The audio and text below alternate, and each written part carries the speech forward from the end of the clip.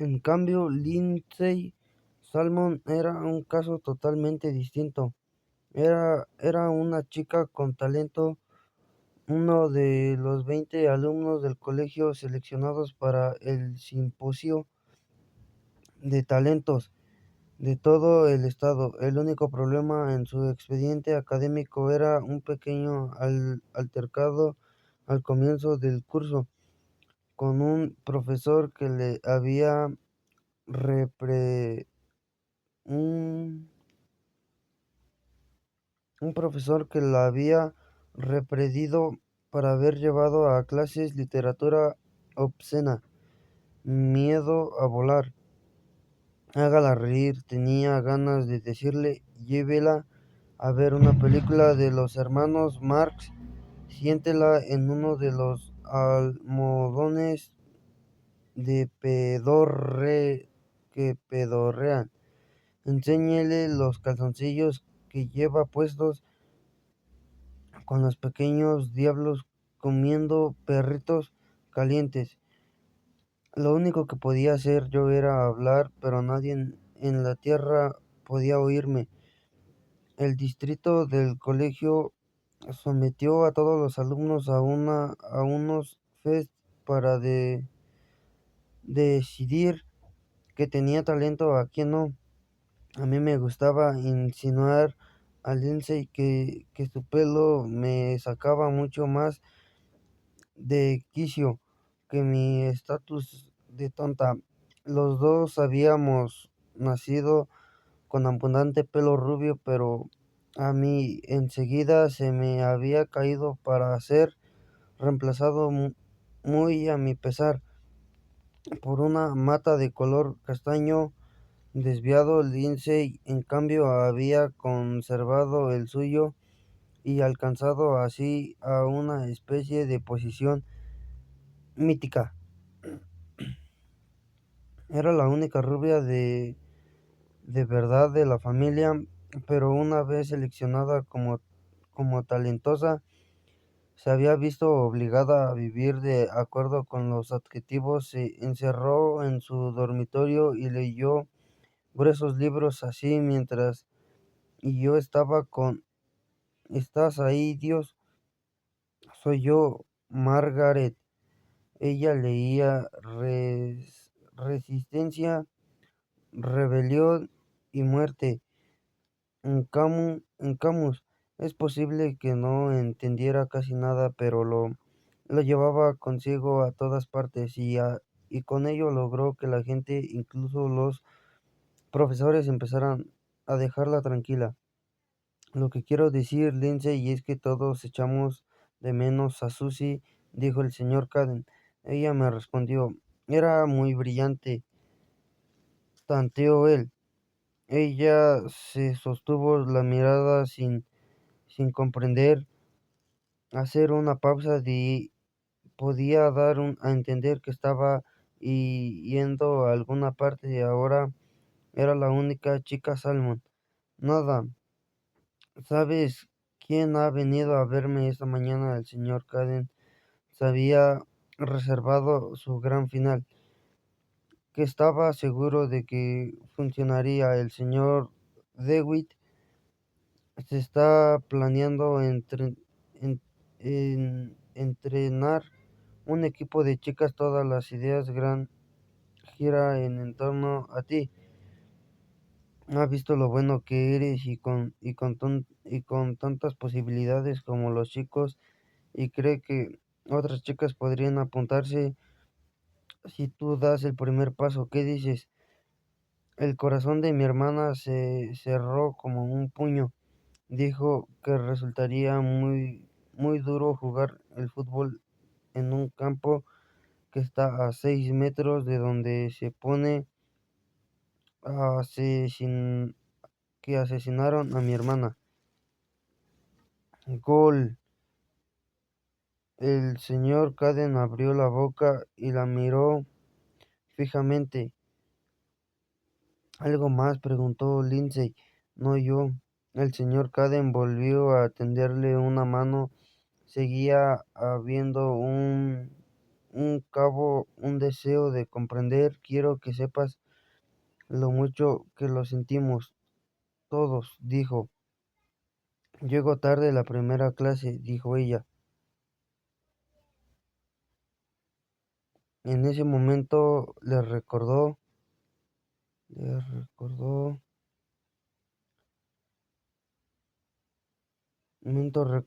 a un personaje de la película del oeste que entusiasmaban a mi padre y que veíamos juntos por la televisión. Entrada la noche siempre había un hombre que después de disparar la pistola se la llevaba a los labios y soplaba con el orificio. Lindsay se levantó y salió despacio de la oficina del director Caden. Esos recorridos iban a ser sus únicos momentos de descanso. Las secretarías estaban al otro lado de la puerta, los profesores de la parte delantera de las aulas, los alumnos en cada pupitre, nosotros, nuestros padres en su casa. La policía de visita no iba a venir abajo. La observé, oí las frases que se repetía una y otra vez dentro de su cabeza. Bien, todo va bien. Yo estaba muerta, pero eso era algo que ocurría continuamente. La gente moría.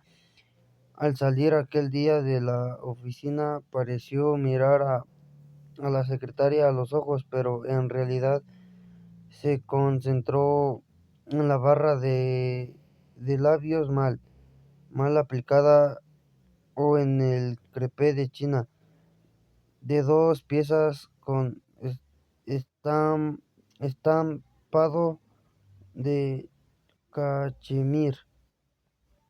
En esa casa esa noche se tumbó en el suelo de su dormitorio y abrazó los pies debajo de su escritorio. Hizo 10 tandas de abdominales boca arriba y a continuación se colocó para hacer flexiones de brazos, no de las que hacían las chicas. El señor Dewitt le había explicado que había hecho en la marina con la cabeza levantada o sosteniéndose con una sola mano y dando una palmada. Entre flexión y flexión, después de hacer 10, se acercó a su estantería para coger de los 2 libros más pesados su diccionario y un almanaque del mundo y trabajo de bíceps hasta que le dolieron los brazos. Luego se concentró solo en respirar, inspirar, expirar. Yo estaba sentada en el cenador con de la plaza mayor de mi cielo.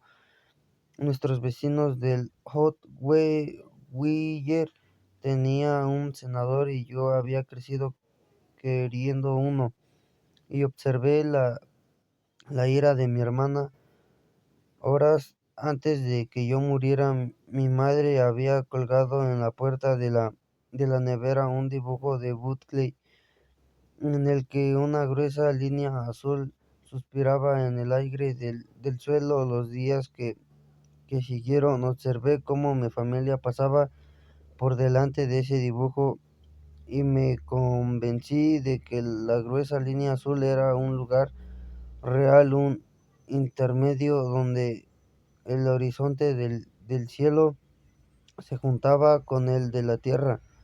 Quería adentrarme en el azul levantada de las eras crayolas, el azul marino, el turquesa, el cielo. A menudo me sorprendía a mí misma deseando cosas simples y las obtenía.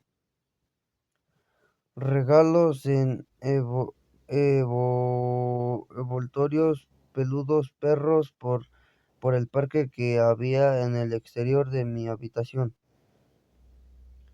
En mi cielo cada día corrían perros grandes y pequeños perros de todas las razas. Cuando abría las puertas yo veía gordos y felices, delgaduchos y peludos, a hasta sin pelo. Los pitbull tomaban de espaldas las tetillas de la hembra dilatada y oscuras, suplicando a sus cachorros que se acercaran a succionarlas.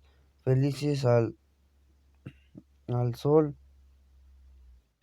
los bassets tropezaban con sus orejas, avanzando con total parsimonia, empujando su delicadeza con los cuatro traseros de los perritos salchicha, los tobillos de los galgos y las cabezas de los pequineses. Y cuando Ollie cogía un saxo tenor y se instalaba en la puerta que había en el parque a tocar blues, de los perros se apresuraba a formar un corto, se sentaba sobre sus cuartos traseros y aullaban. De pronto se abrían otras puertas y salían mujeres que vivían solas con él, con, con compañeras. Yo también salía y hoy tocaba una interminable bis mientras se ponía el sol y bailábamos con los perros todos juntos. Los perseguíamos y ellos nos perseguían a su vez y corríamos en círculos cola con cola. Lleva- Llevábamos trajes de lunares, trajes de flores, trajes a rayas y lisos. Cuando la luna estaba alta, la música cazaba, la danza se interrumpía, nos quedábamos inmóviles. La señora Butley Untermeyer, la más antigua, resistía de mi cielo, sacaba entonces su violín. Oye, colocaba un pie con delicadeza sobre su instrumento de viento y juntas tocaban un dúo con mujeres anciana y silenciosa, la otra apenas una niña. Entre las dos proporcionaban un enloquecedor consuelo equisioide. Poco a poco se retiraban todos los bailarines. La canción razonaba hasta que Ollie la tocaba por última vez. La señora Untermeyer, callada, erguida y historiada, terminaba con una giga. La casa dormía para entonces. Era mi, mi velada musical.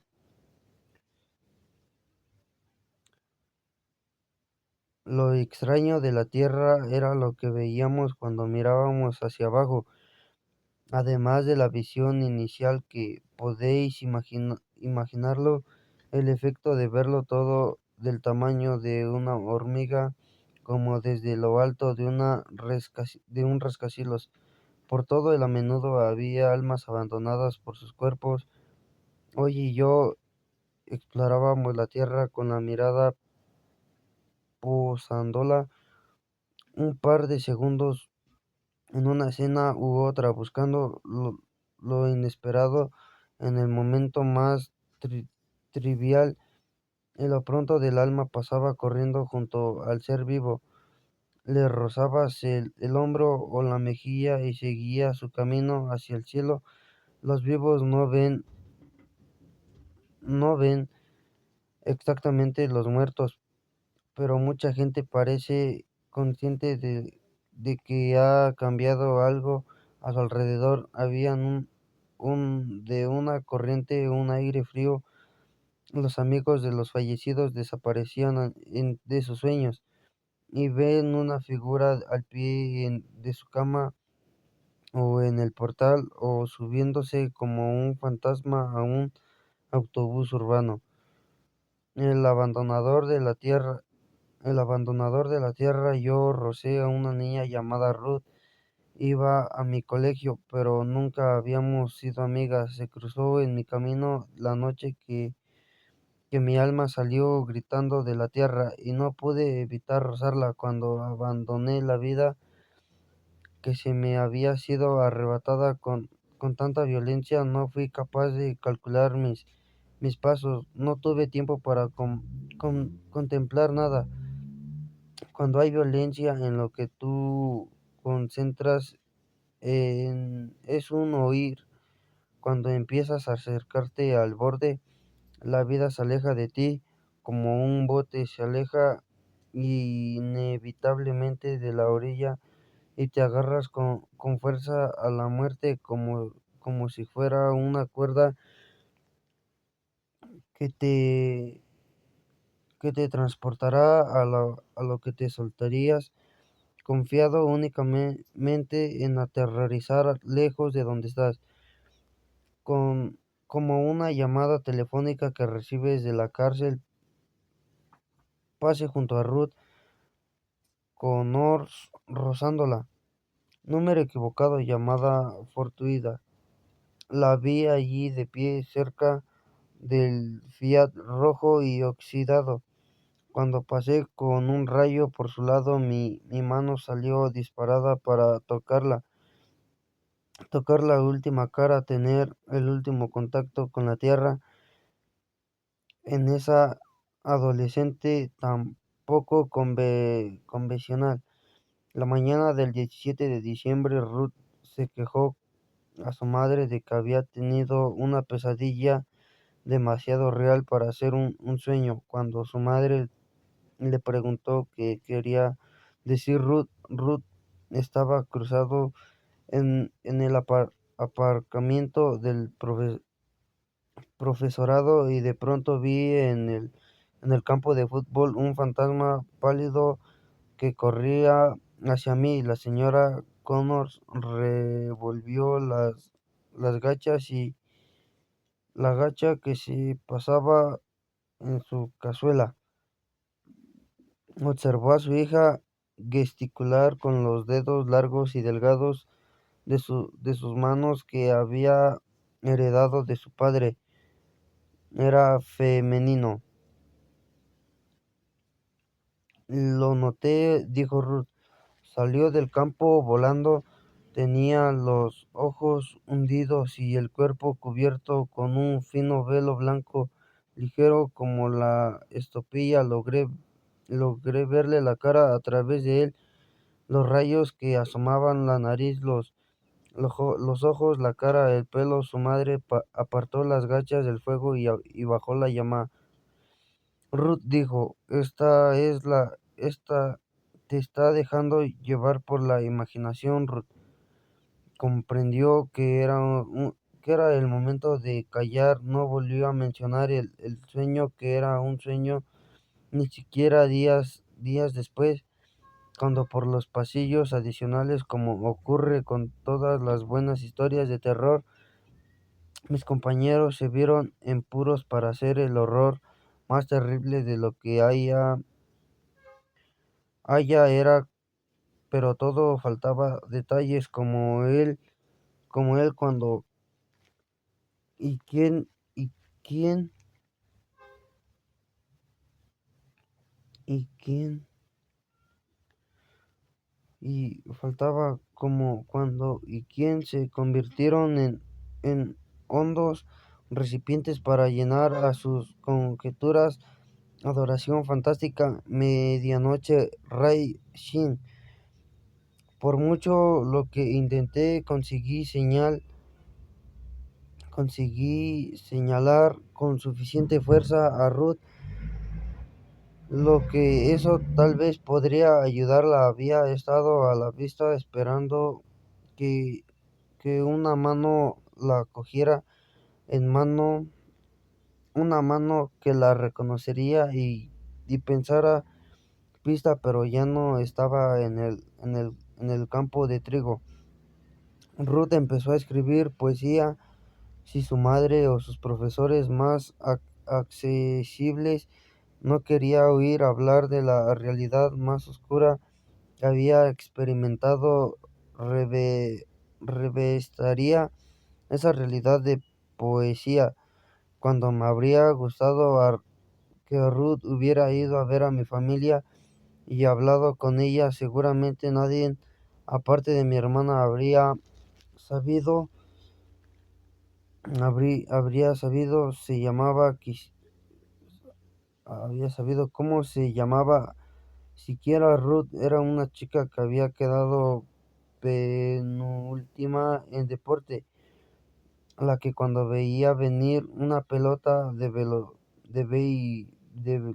voleibol, se agachaba donde estaba dejado que golpeara el suelo a su lado y los demás jugadores del equipo y la profesora se esforzaban por no refunfuñar, mientras mi madre permanecía sentada en la salida del respaldo recto de nuestro pasillo, observando cómo mi padre entraba y salía apresuradamente para entender sus distintas obligaciones. Había vuelto hiperconsciente de los movimientos en el paradero de su hijo menor, su mujer y la única hija que le quedaba. Ruth mantuvo en secreto nuestro encuentro accidental en el aparcamiento del colegio. Hojeó los viejos anuarios y encontró fotos de mi clase, así como las distintas actividades en la que participaba, como el club de química, y la recortó con las tijeras de bordar con forma de cisne de su madre, aunque de su obsesión iba en aumento y recolectaba de ella hasta que una semana antes de Navidad vio algo en el pasillo de nuestro colegio. Era mi amiga Clarissa, con Brian Nelson. Yo había apodado a Brian el espantapájaros, porque a pesar de tener unos hombros increíbles en los que lloriqueaban todas las chicas, su cara me hacía pensar que era un saco de arpillera lleno de paja. Llevaba con su sombrero upi de cuero flexible y fumaba cigarrillos liados a mano con la sala de fumar. Los alumnos, según mi madre, la predilección de Clarisa por la sombra de ojos azules celeste era la señal de aviso prematura, pero a mí, pero a mí siempre me había gustado precisamente por eso. Hacía cosas que a mí no me estaban permitidas. Se aclaraba su pelo largo, llevaba zapatos de plataforma y fumaba en la salida del colegio. Ruth se cruzó con ellos, pero ellos no la vieron. Llevaba una pila de libros enorme que había tomado prestados de la señora Kaplan, la profesora de ciencias sociales. Todos eran textos feministas de primera época y los sostenía con el lomo contra el estómago. Para que nadie leyera los títulos, su padre, contratista de obra, le había arreglado dos gomas muy resistentes para llevar libros. Había puesto las dos alrededor de los tomos que tenía previsto leer en vacaciones. Clarissa y Brian reían bobamente. Él tenía una mano dentro de la camisa de ella y a medida de que la deslizaba poco a poco hacia arriba, aumentaba las risitas, pero ella interrumpía cada vez sus avances, retorciéndose o partiéndose unos centímetros. Ruth su se distanció como solía hacer con casi todo. Habría pasado de largo como solía hacer, con la cabeza gacha, pero todo el mundo sabía que Clarisa había sido amiga mía, de modo que se quedó mirando. Vamos, cariño, dijo Brian, solo un pequeño montículo de amor, solo uno. Vi cómo los labios de Ruth hacían una mueca de disgusto, mis labios se curvaron hacia arriba en el cielo. No puedo, Brian, aquí no. ¿Qué tal en el campo de trigo? Susurró él. Clarisa rió nerviosa, pero se acurrucó contra él. De momento lo rechazaría. Poco después alguien desvalijó la taquilla de Clarisa. Desaparecieron sus álbum de cortes, las fotos sueltas que tenía pegadas dentro de la taquilla de la marihuana que Brian había escondido allí sin que ella lo supiera. Ruth, que nunca había colocado, pasó esa noche vaciando el tabaco de los largos y marrones more de 100 de su madre y llenándolos de hierba. Se sentó en el cobertizo con una linterna, mirando fotos mías y fumando aún más hierba de la que era capaces de soportar los porreros del colegio. A la señora Connors, que lavaba los platos frente a la ventana de la cocina, le llegó un olorcillo del cobertizo. Creo que Ruth estaba haciendo amigos en el colegio, comentó a su marido, que estaba sentada en el Even Bulletin en una taza de café. Al final de su jornada laboral estaban demasiado cansados hasta para hacer hipótesis. Estupendo, dijo. Tal vez todavía no esté todo perdido, nunca lo está, dijo él. Cuando Ruth entró más tarde esa noche, tambaleándose con los ojos soñolientos de la luz de la linterna y los 8 more que se había fumado, su madre recibió con una sonrisa y dijo que tenía tarda de arándanos en la cocina. A Ruth le llevó unos días y cierta investigación no centrada en Susie Salmon averiguar por qué se había comido la tarta entera de una sentada. El aire de mi cielo a menudo olía a mofeta, solo un poco. Era un olor que siempre había entusiasmado en la tierra. Cuando inhalaba lo sentía a la vez que yo olía. Era el miedo o la fuerza del animal combinados para formar un, prim- un fuerte o persistente olor amasclado en el cielo de Franny. Olía a tabaco puro de primer calidad. El día de hoy olía de naranjas china. Me pasé días y noches enteradas enteras sentadas en el cenador observando. Veía cómo Clarisa se apartaba de mí y se volvía hacia un consuelo de Brian. Veía cómo Ruth la vigilaba tras una esquina cerca de la clase de ciencias del hogar o la puerta de la cafetería junto a la enfermería. Al principio de la libertad que tenía yo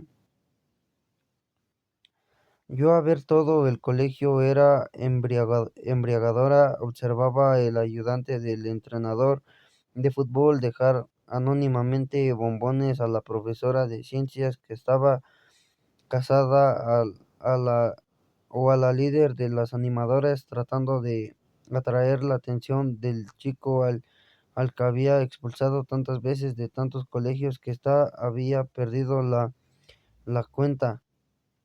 Observaba cómo el profesor de artes hacía el amor con su novia en el cuarto del horno y cómo el director miraba amorosamente al ayudante del entrenador de fútbol. Llegué a la conclusión de que ese ayudante era un semental en el mundo del colegio Kenneth, aunque cuando su mandíbula cuadrada me dejaba fría todas las noches al volver de dúplex, pasaba por debajo de anticuadas parábolas que había visto una vez en la obra del teatro. Nuestra ciudad, los globos de la luz colgaban en un arco de un poste de hierro. Me había acordado de ellas porque cuando vi a la obra con mi familia me parecieron vallas gigantes y pesadas llenas de luz. Me inventé un juego en el cielo que consistía en colocarme de tal modo que mi sombra recogiera las vallas al ir a mi casa. Después de observar a Ruth una noche me encontré a Franny. La plaza estaba desierta y las hojas empezaban a arremolinarse. Más adelante me quedé parada y la escudriñé. Las arrugas de reír arremolinaban alrededor de sus ojos y su boca. ¿Por qué estaba temblando?, me preguntó. Aunque el aire era húmedo y frío, no podía confesarle que era por eso. No, no puedo, no puedo evitar para pensar en mi madre, respondí. Franny me cogió la mano izquierda entre la suya y sonrió. Me encantaron, me encantaron, me encantaron ganas de darle un beso en la mejilla o pedirle que me abrazara, pero en el lugar de eso la observé alejarse y vi cómo su vestido azul desaparecía poco a poco y yo sabía que ella era mi madre. No podía mentirme a mí misma. Di media vuelta y regresé al cenador. Sentí cómo el aire húmedo se encerraba alrededor de mis piernas y brazos y me levantaba el pelo de una manera casi imperceptible. Pensé en las telarañas por las mañanas, las pequeñas piedras preciosas del rocío atrapadas en ellas, y como con ligero movimiento de muñeca las destruía sin pensar. En la mañana de mi onceavo cumpleaños me había despertado muy temprano. No había nadie más levantado, o eso creí. Bajé la escalera sin hacer ruido y eché un vistazo al comedor donde supuse que estarían mis regalos, pero no había nada.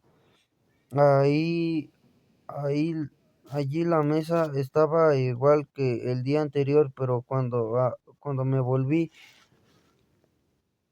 lo volví encima del escritorio de mi madre. De mi madre. De más levantado, que arriba que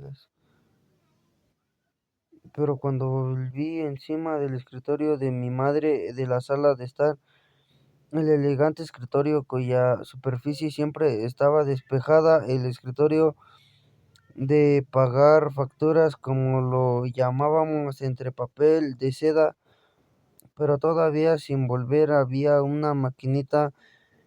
Ya llamábamos entre papel y seda, pero una maquinita de fotos, lo que yo había pedido con una nota gimoteante en la voz. Tan más convencida estaba de que no la comprarían. Me acerqué a ella y la miré. Era un Instamatic y juntos a ella había atrás tres, carretes de fotos y un paquete de cuatro flashes cuadrados. Era mi primera máquina, mi primer equipo para convertirme en lo que quería ser, mayor fotógrafa de la naturaleza. Miré alrededor, no había nadie a través de las persianas delanteras que mi madre siempre dejaba medio adornadas, invitadoras pero discretas. Vi a Grace Tarkin, que veía de la misma calle y iba a un colegio privado, dando con pequeñas pesas sujetas y los tobillos. Me pregunté a poner un rollo en la maquinita y empecé a acechar a Grace Tarkin como acecharía a elefantes y rinocerontes, o eso imaginé cuando fuera mayor. Si aquí me escondía detrás de persianas o ventanas, ahí lo haría detrás de altos juncos.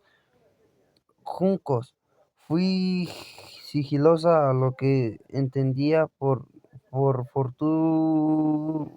furtiva, recogiéndome el bajo del camisón de franela con la mano libre.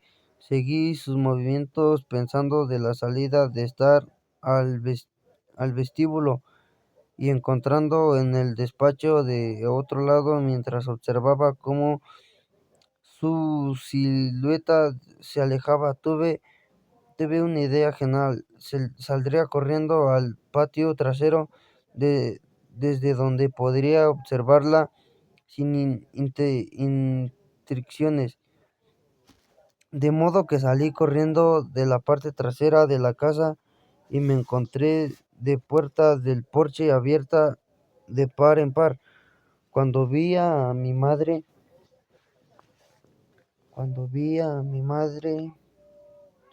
me volví por completo de Grace Tarkin. Cuando Ojalá pudiera explicarlo mejor, pero nunca la había visto tan inquieta, en cierto modo tan ausente. Estaba al otro lado del porche, cubierta de la tela metálica, sentada en una silla plegable de aluminio que miraba al patio trasero. En la mano tenía un platito. En el platito se consabida taza de café. Esa mañana no había marcas de pintalabios en ella, porque había pintalabios hasta que se los pintaba. ¿Para quién? Cuando me había hecho esa pregunta, mi padre, ¿quién? Holiday estaba sentado cerca de la pila para pájaros, jadeando alegremente, pero no se fijó en mí. Observaba a mi madre, cuya mirada se prolongaba hasta el infinito. En este momento no era mi madre, sino algo, algo diferenciado de mí. Miré a esa persona a la que nunca había visto como nada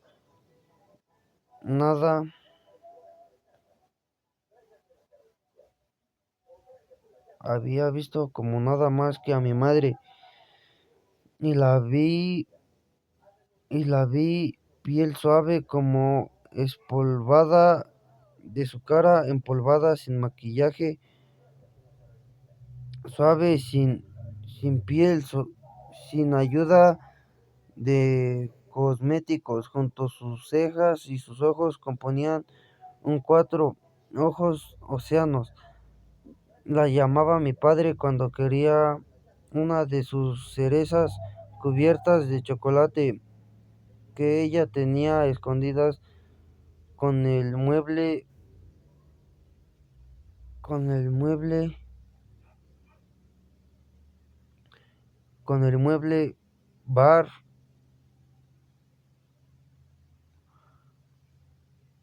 como su caprichoso privado,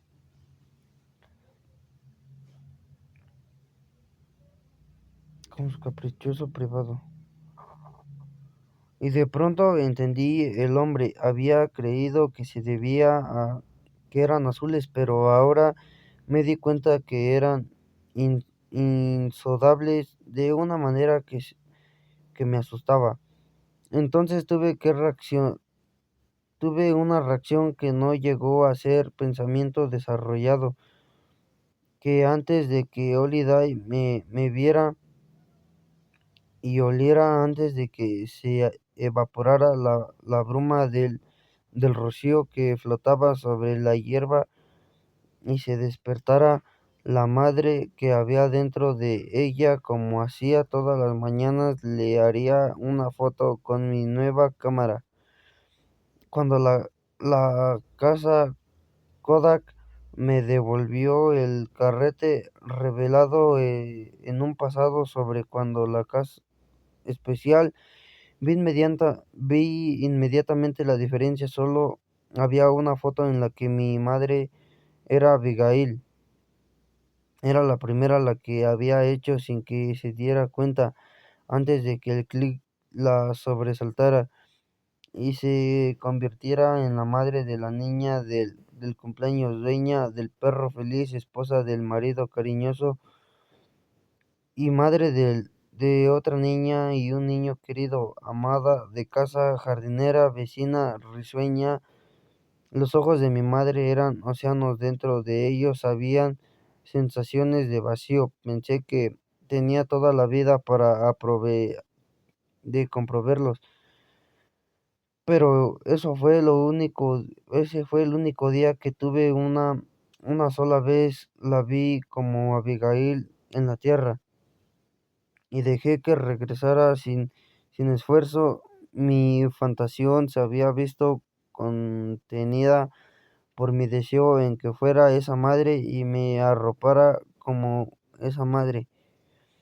Estaba en el cenador pensando en la foto, pensando en mi madre, cuando Lindsay se levantó en mitad de la noche y recorrió con sigilo al pasillo. La observé como a un ladrón daba vueltas por una casa en una película. Cuando hizo girar el pomo de mi habitación, supe que este iba a ceder y que ella iba a en a entrar, pero que se proponía hacer, allí. Mi territorio privado ya se había convertido en tierra de nadie en el centro de nuestra casa. Mi madre la había dejado tal cual, mi cama seguía deshecha tal como yo la había dejado, con los hipopótamos floreados junto con la ropa que había rechazado antes de decirme por los pantalones amarillos de pernera ancha. Lindsay cruzó la suave alfombra y acarició la falda azul marino en el chaleco del gachillo rojo y azul enmarañados que habían sido rechazados con pasión. Colegio el chaleco y extendiéndolo sobre la cama. Lo estiró, era feo y querido al mismo tiempo, me daba cuenta. Ella no acarició.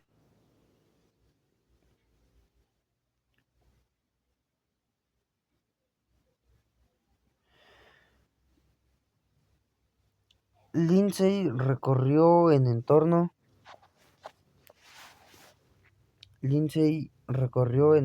de la bandeja dorada encima de mi cómoda, llena de chapas de las elecciones y del colegio, mi favorita era una chapa roja en la que se leía Happy Dipe Sai Love, que había encontrado en el aparcamiento, que le había prometido a mi madre que no me la pondría en esa bandeja. Yo guardaba un montón de chapas perdidas a una gigantesca bandeja de fieltro aún de la Universidad de Indiana, donde había estudiado mi padre. Pensé que iba a robármelas o llevárselas a un par para ponérselas, pero no lo hizo. Ni siquiera las cogió, solo recogió con un dedo todo lo que había en la bandeja. Luego vio una esquina blanca que asomaba por debajo de la ropa interior. Tiró ella. Era la foto. Respiró hondo y se sentó en el suelo, boquiabierta, y con la foto todavía en la mano. Se sentía como una tienda de campaña cuyas cuerdas se han soltado de sus palos y agitan y golpetean a su alrededor, como yo antes en la mañana en lo que me tomé las fotos. Ella tampoco había visto nunca a la madre desconocida, solo había visto las fotos siguientes de mi madre con aire cansino, pero sonriente, Mi madre con Holiday delante del conejo, con el sol transponándole la bata y el camisón, pero yo había querido ser la única persona de la casa que supiera que mi madre era también alguien más, alguien misterioso y desconocido para nosotros. La primera vez que rompí la barrera fue sin querer. Era el 23 de diciembre de 1973.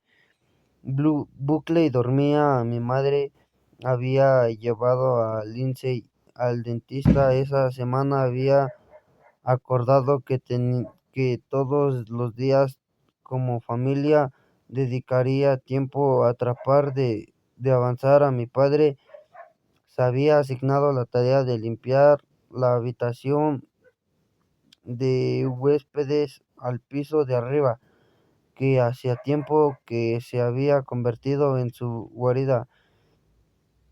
Su padre le había enseñado a construir barcos dentro de la botella. Era algo que a mi madre y a mis hermanos no podían importarles menos, y algo que que me entusiasmaba.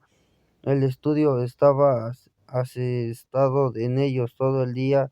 En la oficina hacía números con la debida diligencia para la compañía de seguros Chadford.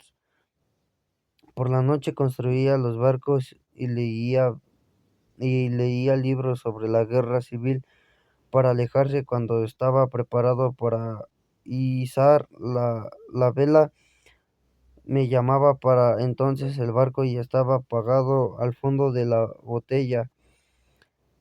Yo entraba a mi, a mi padre me pedía que cerrara la puerta. A menudo a eso tuviera un sexto sentido para las cosas que las excluían, pero cuando fallaba en sentido, mi cometido era sostener la botella. No te muevas, diría. Era mi segundo día a bordo. Con la delicadez, él tiraba la única cuerda que todavía salía del cuello de la botella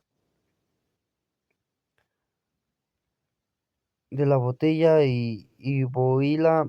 Se izaba todas las velas, desde un simple mástil hasta el clipper. teníamos nuestro barco y no podía aplaudir porque tenía la botella en las manos, pero siempre me quedaba con ganas. Mi padre, ¿conoces la? Se apresuraba se apresuraba a quemar lo extraño del cabo dentro de la botella con una mecha que había entropearía o peor aún, las diminutas velas de papel prenderían y de repente con un enorme rugido yo tendría las manos una botella en llamas. Con el tiempo mi madre construyó un soporte de madera de balsa para sustituirme. Lindsay y Buckley no compartían mi fascinación. Después de tratar de desapartar suficiente entusiasmo de los tres, mi padre se rindió y recibió a su referencia al resto de la familia. Pero ese día, mientras ponía orden, me habló Susie: hija mía, pequeña marinera, dijo, a ti siempre te gustaron estas cosas. Lo vi trasladar las botellas con barcos en miniatura de la estantería a su escritorio, a su, a su escritorio. Volvió a su escritorio, colocándolas en la hielera. Utilizó el polvo de los estantes debajo de su escritorio. Había botellas vacías, hieleras de ellas que había recogido para construir nuestros barcos futuros. En el armario había más barcos, los barcos que había construido con su padre, los que había construido él solo, a los que había hecho a los dos juntos. Algunos eran perfectos, pero las velas se habían vuelto marrones, otros se habían combado o inclinado con los años. Luego estaba el que había estallado en llamas la semana anterior a mi muerte. Esa, esa fue el primer, esa fue el primero que rompió. Se me partió el corazón. Él se volvió y lo vio el resto, todos los años que señalaban a las menos que la habían sostenido, las de su padre, nuestro padre muerto, las de su hija muerta. Lo observé mientras hacía pedazos los demás, bautizó las paredes y la silla de madera con la noticia de mi muerte, y se quedó en el centro del cuarto de huéspedes. Estudió rodeado de trozos de cristal verde. La botella, todas ellas estaban hechas de añicos por el suelo, las velas y los barcos desparramados. Entre ellas se quedó parado en medio de las ruinas. Fue entonces cuando, sin saber cómo, yo me revelé en cada trozo de cristal, en cada esquiarla. Media luna proyectó mi cara. Mi padre miró hacia abajo y alrededor, recorrió la habitación con la mirada desorbitada. Solo fue un segundo y desaparecí. Él guardó silencio un momento y luego se echó a reír, un aullido que lo brotó de las entrañas, una risa tan fuerte y profunda que yo también me desternillé en mi cielo. Salió del estudio y pasó por delante de las dos puertas como había hasta mi habitación. El pasillo era muy estrecho y la puerta, como todas las demás, lo bastante huecas para atravesarla atravesarla de un puñetazo, estuvo a punto de romper el espejo.